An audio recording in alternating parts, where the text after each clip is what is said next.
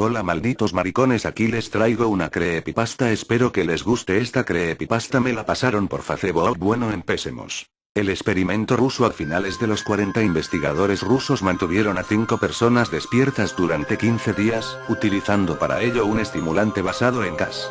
Los mantuvieron encerrados en un ambiente sellado para así poder monitorear cuidadosamente el uso de oxígeno, de manera que el gas no los matase, debido al peligro de altas concentraciones del mismo.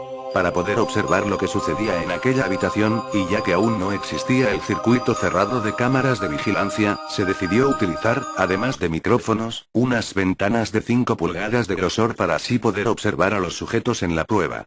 Además, la habitación tenía libros, cobijas para dormir aunque ninguna cama, agua corriente, baño y la suficiente cantidad de comida para que los 5 sobrevivieran por un mes. Los sujetos de prueba eran prisioneros políticos y de guerra, declarados enemigos del Estado durante la Segunda Guerra Mundial. Todo estuvo bien los primeros 5 días. En ese tiempo los sujetos rara vez se quejaban, después de que falsamente se les había prometido su libertad si aceptaban tomar parte de la prueba y no dormir por 30 días. Mientras sus conversaciones y actividades eran monitoreadas, los científicos notaron que, conforme pasaba el tiempo, los sujetos de prueba empezaron a hablar sobre incidentes traumáticos de su pasado. Luego de pasados esos 5 días, los sujetos de prueba empezaron a quejarse de las circunstancias y eventos que los llevaron a donde estaban y empezaron a demostrar paranoia severa. Dejaron de hablar entre ellos y comenzaron a murmurar de manera alterna en los micrófonos. De manera extraña, todos parecían creer que podían ganar la confianza de sus captores si traicionaban a sus camaradas. Se creyó, de todas formas, que esto era únicamente efecto del gas. Cuando ya habían pasado 9 días, uno de los sujetos de prueba empezó a gritar. Corría por todo el cuarto gritando repetidamente, por al menos 3 horas seguidas. Después, trató de seguir gritando pero solo conseguía dar un grito ocasional, así que los científicos supusieron que físicamente se había destrozado las cuerdas vocales. Pero la parte más sorprendente de este comportamiento fue cómo sus compañeros reaccionaron a él. O mejor dicho, cómo no reaccionaron. Ellos solo continuaban murmurando en los micrófonos hasta el momento en que otro de los sujetos de prueba empezó a gritar. En aquel momento, 2 de los sujetos de prueba que no gritaban tomaron los libros, les sacaron las páginas, las llenaron una por una de sus propias heces y luego las pegaron en las ventanas, cubriéndolas, tras lo cual los gritos de sus otros 2 compañeros cesaron repentinamente. Al igual que los murmullos en los micrófonos. Pasaron 3 días luego de aquello. Los investigadores verificaron los micrófonos constantemente para asegurarse de que trabajaban, porque era imposible que 5 personas, que eran los que estaban dentro del cuarto, no produjeran ruido alguno. De hecho, el consumo de oxígeno indicaba que los 5 seguían vivos y no solo eso, dicho consumo de oxígeno era el necesario para 5 personas que realizaban un ejercicio extenuante. En la mañana del día 14, los investigadores hicieron algo que no estaba contemplado en el experimento pues podía alterarlo e intentaron llamar la atención de los prisioneros. Utilizaron el intercomunicador dentro del cuarto, esperando con ello una respuesta de los sujetos de prueba, pues temían que estuvieran en estado vegetal o algo por el estilo. Los investigadores anunciaron: abriremos el cuarto para comprobar el estado de los micrófonos. Aléjense de las puertas y acuéstense con las manos atrás en el piso o se les disparará. A uno de ustedes se le otorgará la libertad si obedecen. Para su sorpresa, desde los micrófonos escucharon una frase, una sola: no queremos ser liberados. Hubo un gran debate entre los investigadores y las fuerzas militares que financiaban el proyecto. Intentaron volver a comunicarse con los sujetos de prueba a través del intercomunicador pero no hubo respuesta, por lo que se decidió abrir la habitación al anochecer del día 15. Se extrajo el gas de la habitación y en su lugar se empezó a enviar solo aire fresco. Inmediatamente, voces en los micrófonos empezaron a objetar. 3 voces diferentes rogaban, por la vida de sus seres queridos, que se repusiera el suministro del gas. Sin embargo, el plan siguió adelante y las puertas de la habitación se abrieron. Los sujetos de prueba gritaron más fuerte que nunca, al igual que los soldados, pues estos últimos vieron lo que había dentro. 4 de los sujetos seguían vivos. Las raciones de comida de los últimos 5 días no habían sido tocadas. Habían pedazos de carne de las costillas y pantorrillas del sujeto muerto colocadas dentro del drenaje del centro del cuarto, bloqueándolo, lo que hacía que 4 pulgadas de agua se acumulara en el piso. Los 4 sobrevivientes también tenían pedazos de piel y carne arrancada de sus cuerpos que se descubrió que fueron producidas por sus manos y no por los dientes como se espera porque los tejidos de las puntas de sus dedos estaban destruidos y algunos de sus huesos estaban expuestos. Además, se descubrió que la mayoría de las heridas fueron autoinfligidas. Pero todo ese daño no era superficial, de hecho, la piel y los órganos detrás de las costillas de cada uno de ellos habían sido removidos, mientras que el corazón, los pulmones y el diafragma seguían en su lugar. El tracto digestivo de los 4 sujetos podía verse trabajar, digiriendo comida, pero no cualquier comida, sino su propia carne, que se habían estado arrancando y comiendo durante el transcurso de los días. La mayoría de los soldados de las instalaciones eran fuerzas especiales rusas, pero aún así, muchos se negaron a regresar al cuarto a sacar a los prisioneros pues habían quedado muy impactados con lo que habían visto. Por su parte, los sujetos de prueba no dejaban de insistir que los dejaran dentro y de rogar y demandar que se encendiera el gas nuevamente, para evitar quedarse dormidos. Por ese mismo apego al gas fue muy difícil sacar los sujetos del cuarto pues opusieron una feroz resistencia durante la extracción. Un soldado ruso falleció cuando uno de los sujetos de prueba le mordió el cuello.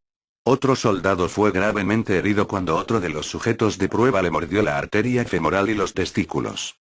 Pero eso no fue todo, pues otros 5 soldados perdieron la vida si se cuentan a aquellos que se quitaron la vida en las semanas consecuentes al incidente, pero no solo los soldados resultaron heridos.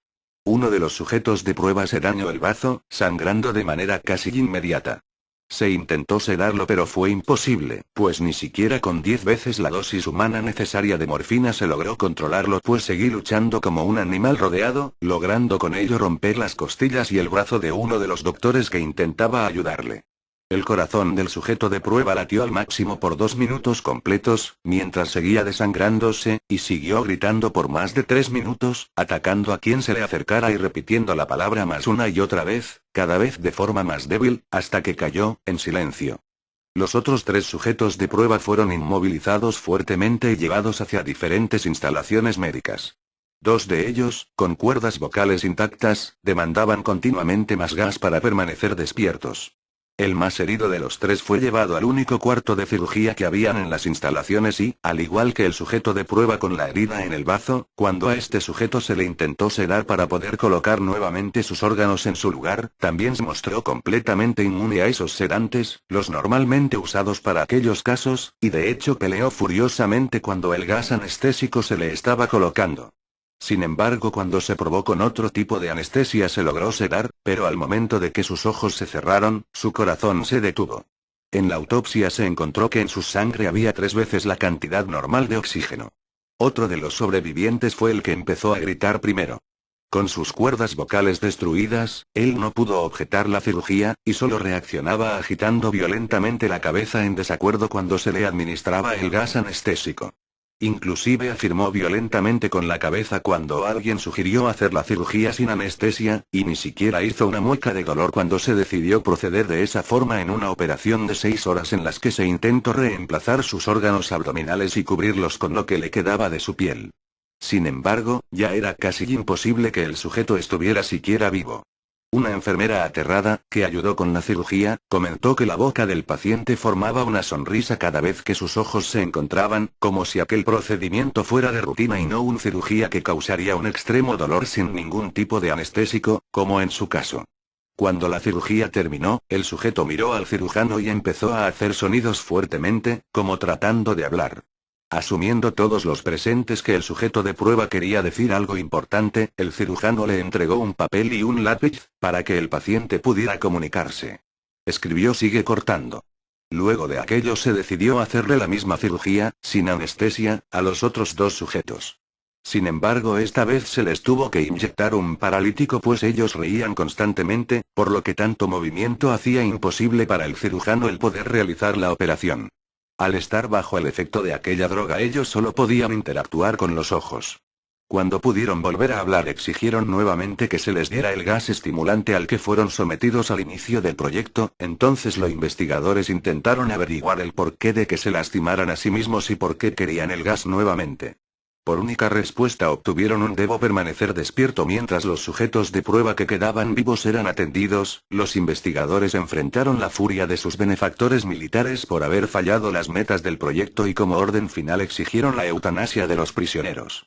Sin embargo, el comandante, un ex KGB, vio potencial en el proyecto y en su lugar decidió ver qué pasaría si los sujetos eran expuestos al gas nuevamente y, aunque se negaron rotundamente, los científicos tuvieron que acceder. Cuando los sujetos se enteraron de que serían expuestos al gas dejaron de luchar y solo se dejaron llevar. En ese momento, los 3 sobrevivientes estaban haciendo un gran esfuerzo por mantenerse despiertos. Uno de ellos murmuraba una canción. El sujeto mudo peleaba con las ataduras que lo amarraban a la camilla que lo transportaba, aunque su deseo no era escapar sino llegar lo más rápido posible a la habitación con el gas. Y por último, el tercer sujeto mantenía su cabeza en la almohada y parpadeaba rápidamente. Justo antes de que se metiera, de nuevo, a los prisioneros en el cuarto con el gas se les colocó un monitor EEG para poder vigilar sus ondas cerebrales. Para sorpresa de los investigadores, las ondas cerebrales de los sujetos eran normales la mayor parte del tiempo, aunque a veces aparecía una línea recta, como si los sujetos estuvieran sufriendo de muerte cerebral. Mientras estos datos eran analizados, una enfermera notó que los ojos de uno de los sujetos se cerraron. En ese momento sus ondas cerebrales cambiaron a las del sueño profundo, luego la máquina mostró una línea recta como señal de inactividad cerebral y, de forma simultánea, su corazón se detuvo. En ese mismo instante, el sujeto, de los 2 que quedaban, que podía hablar, empezó a gritar suplicando que lo metieran en la habitación con el gas justo en el momento en que sus ondas cerebrales desaparecieron por completo. Justo ahí, el comandante ordenó que se sellara la habitación con los 2 sujetos y además con 3 de los científicos. Uno de esos científicos seleccionados, viéndose escogido para acompañar a esos seres, tomó el arma de uno de los soldados que estaba cerca de él y con ella disparó al comandante, matándolo de un tiro entre los ojos. Luego de ello apuntó al prisionero mudo y le voló el cerebro. El científico con el arma apuntó finalmente al prisionero que quedaba vivo, mientras que el resto de los investigadores escapaban. Antes de que los soldados en el lugar le quitaran el arma, el científico dijo: no me encerrarán con esta cosa. No contigo. ¿Qué eres? Necesito saber. El prisionero solo sonrió y dijo: tan fácilmente te has olvidado de mí. Somos ustedes, somos la locura que está encerrada en todos ustedes. Somos la locura que ruega por libertad en cada momento de sus vidas, desde lo más profundo de sus mentes animales. Somos aquellos de lo que se esconden en sus camas todas las noches. Somos lo que duermen, silencian y paralizan cuando se van a su cielo nocturno, donde nosotros ya no los podemos alcanzar. Todos los que quedaban en la habitación quedaron petrificados, excepto el científico, que aburrido de todo eso, apuntó al corazón del prisionero y le disparó. El EEG del sujeto arrojó una línea recta al monitor central mientras el sujeto murmuraba débilmente casi tan libre. Like y suscríbete a la mierda, esto no dio miedo.